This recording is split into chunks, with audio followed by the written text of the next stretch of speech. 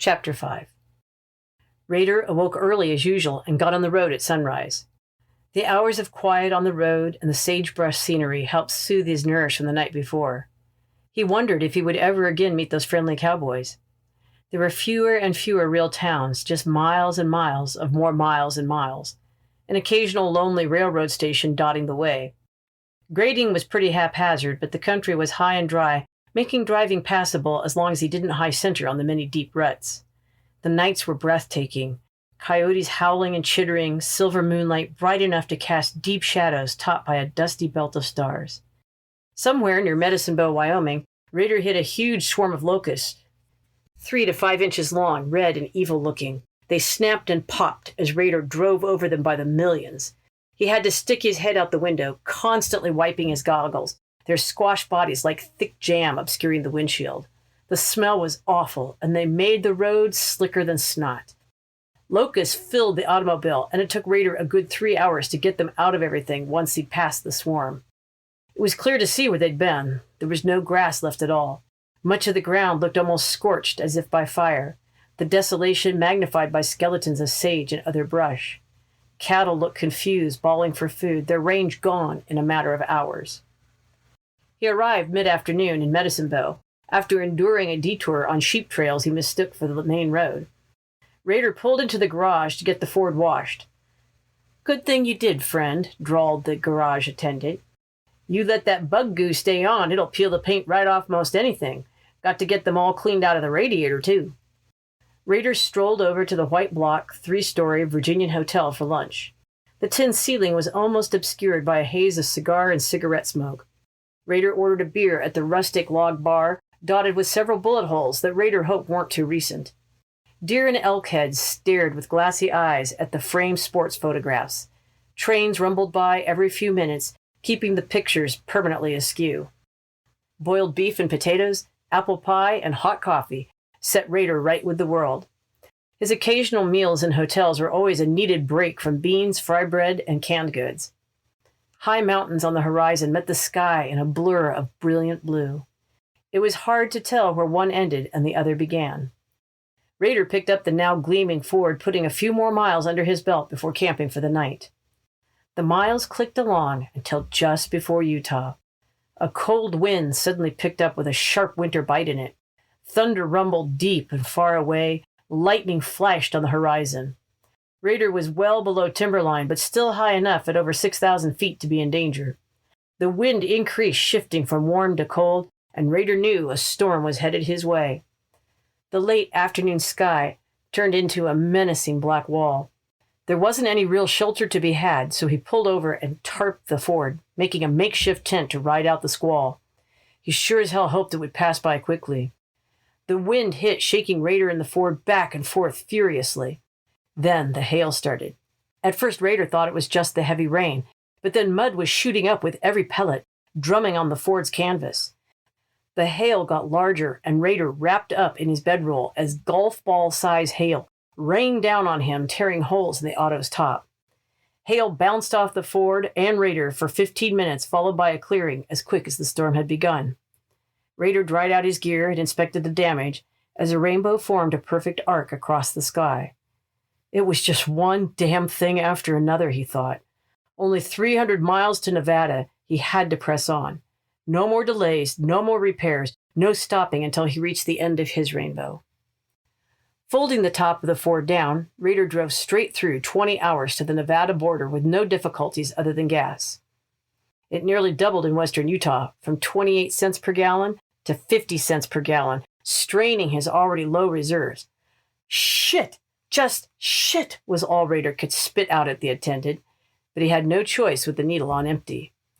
When he finally rolled across the border into Tippett, Nevada, sunburnt, exhausted, and starved, Raider felt triumphant.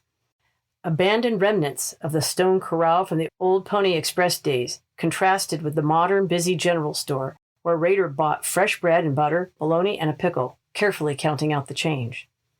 The day was warm and pleasant, and Raider stretched out with a full belly in the Ford for a summer nap. 6 more hours of driving after awakening brought him to Ely, where he could, at last, pass out some flyers and drum up some business. First thing in the morning, Rader cleaned himself up and got flyers printed, leaving them in every bar, lodge, shop, and hotel that would take them in the area. Painless dentistry. Contact R.L. Thompson. Inquire at the hotel. Will travel. Not one to wait for opportunity, Rader spent the rest of the day driving, getting flyers to every miner, cowboy, and railroad man in a radius of 5 miles. Going back to the hotel, he was pleased to see he already had a couple appointments for the next day. He would just handwrite in the appropriate hotel wherever he landed. Rader worked steadily for a week or two, mostly on the road. He lived on a meal a day and 5 hours of sleep. Once word got around that Rader used opium for his dentistry, his popularity increased even though he charged a bit more. Slowly, his purse refilled, and Rader thought of moving on to where he could make some faster money. On his last night, Rader went to his usual watering hole, O'Neill's, for a drink before hitting the road in the morning. A congenial place with the usual brothel upstairs, Rader was caught off guard when he opened the door and had a bottle break behind his ear. Beer, glasses, and bottles flew thick as hailstones, men throwing punches at anything that moved. Rader liked a little carousing, but he sure as hell had no dog in this fight, or any friend he wanted to back up. Anyway, a few loose teeth might be good for business if he decided to stick around. Rader spent his night in Ely studying the route ahead west of Tonopah.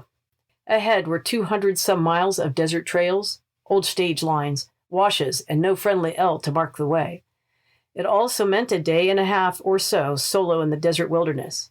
If he got hurt or stranded, he was really on his own. Rader was a brave man, but he wasn't foolish. He knew he wasn't a desert rat. He knew he was ignorant of this country and its dangers, and no amount of book studying was going to get him ready for the real thing, though he did get a hand-drawn map showing springs along the route. Rader thought about taking a guide in exchange for transportation, but he didn't want to wait, so before the first light he struck out. It was a rough trip, and he got badly sunburned, his face red and blistered except for the white raccoon eyes where his goggles sat. A few of the springs were dry in the second year of drought, but Rader found enough for the Ford and himself. An hour or so out of Tonopah, a herd of mangy-looking burros blocked the road. Laying on the horn, Rader honked and cursed and waved his arms. "Damn it to hell, get out of the way, you pieces of shit! Move it! Move it!" Reluctantly, they scattered, but as he rounded the next couple of sharp bends, there they were again in a determined line facing him. This time they would not budge, and as Rader slowly drove towards them, they rushed the Ford together, attacking his car, kicking and butting in a concentrated effort of destruction. Rader's door was bashed in, but he gained speed on the downhill as he and the Ford escaped. Fuming, Rader swore he heard the burros laughing as they brayed after him, and he chugged on into Tonopah. Rader parked outside the tall, tan, 6-story Mitzpah Hotel next to several other beat-up cars, horses, and mules. It was hot as Hades and a relief to be in the cooler, stuffy darkness of the Granite Hotel. Dim light filtered through the stained glass windows. A fan at the desk pointlessly beat the air, more noise than breeze. Rader took a room, fitfully napping until the sun went down. He relished his cool bath, then grabbing coffee and a ham sandwich in the cafe next door, Rader started the standard routine of passing out flyers. Tonopah wasn't in a boom cycle, but good ore made it a stable, prosperous town. Grungy miners from the North Star, Silvertop, Mitzvah, and Desert Queen filled the bars. A handful of cowboys and old-time prospectors filled out the cast of Old West characters.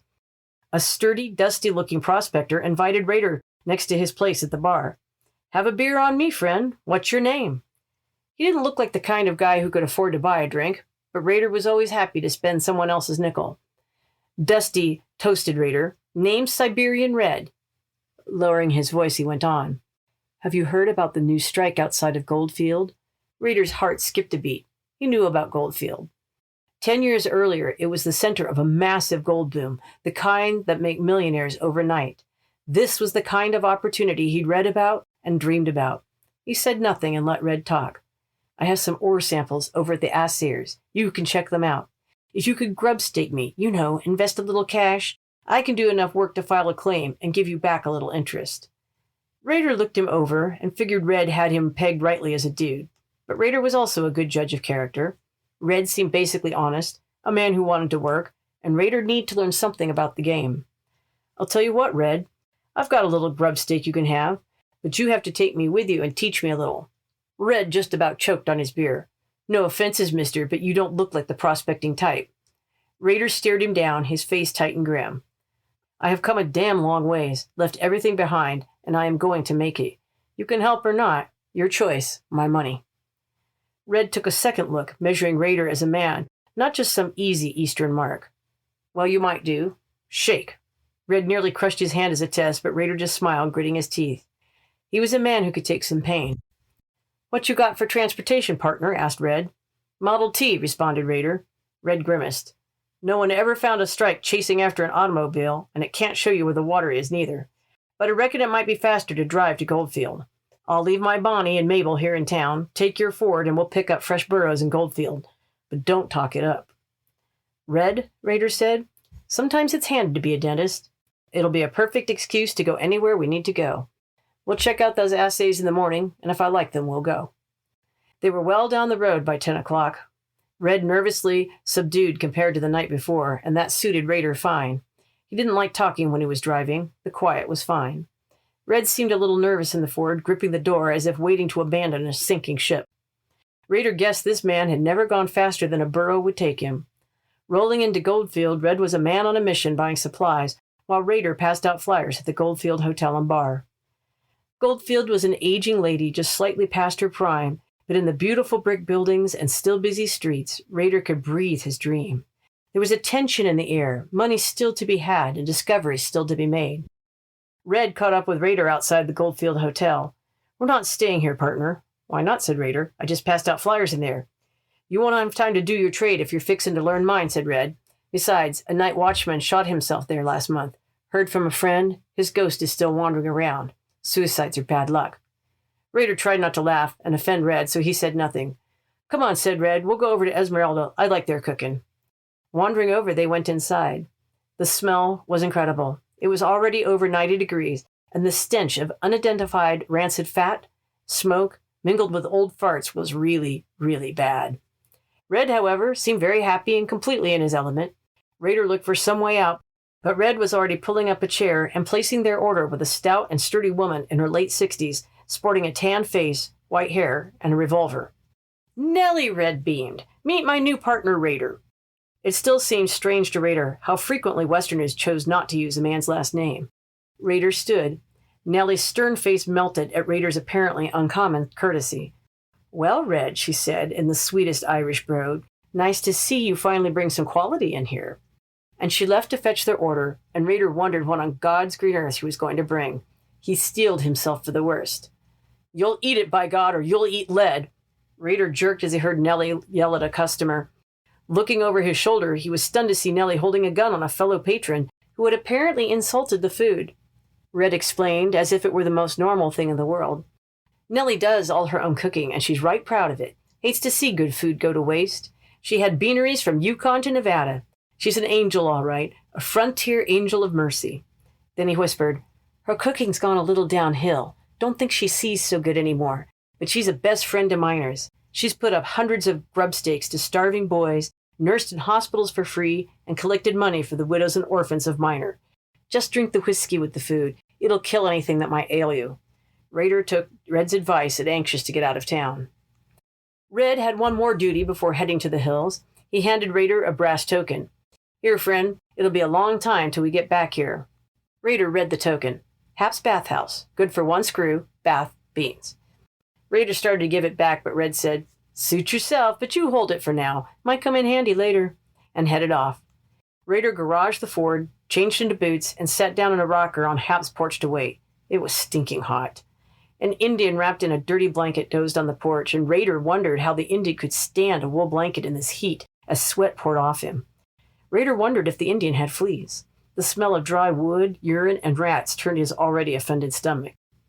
Raider was glad for his discomfort. He glanced at the brass token still in his hand, feeling desire build. Fortunately, Red was speedy, and whistling a cheerful ditty, Red rounded up the burros and the rest of their outfit as they headed north and west to Indian Springs. Raider was glad to be hot and tired, easier not to think of women that way. He headed into the hills thinking of ivy, lavender, and cool water.